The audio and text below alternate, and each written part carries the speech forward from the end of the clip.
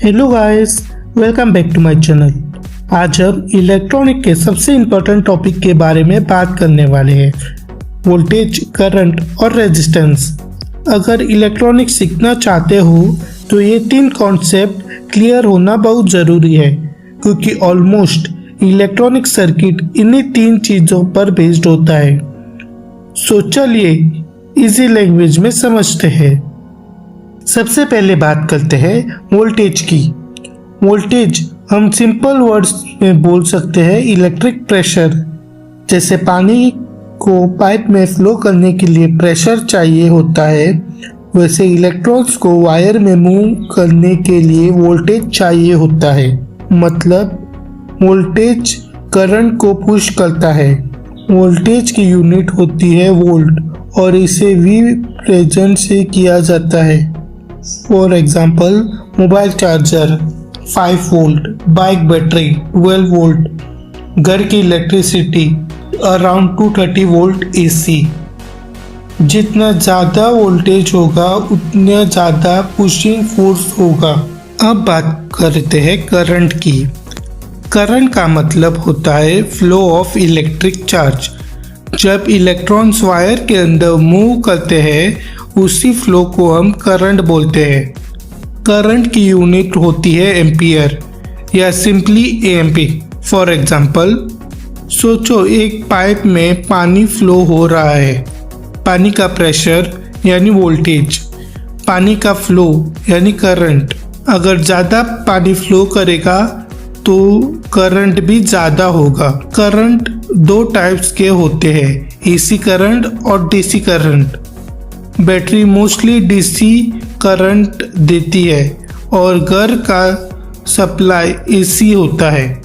अब आती है तीसरी चीज, रेजिस्टेंस। रेजिस्टेंस का काम होता है करंट के फ्लो को रोकना या कंट्रोल करना।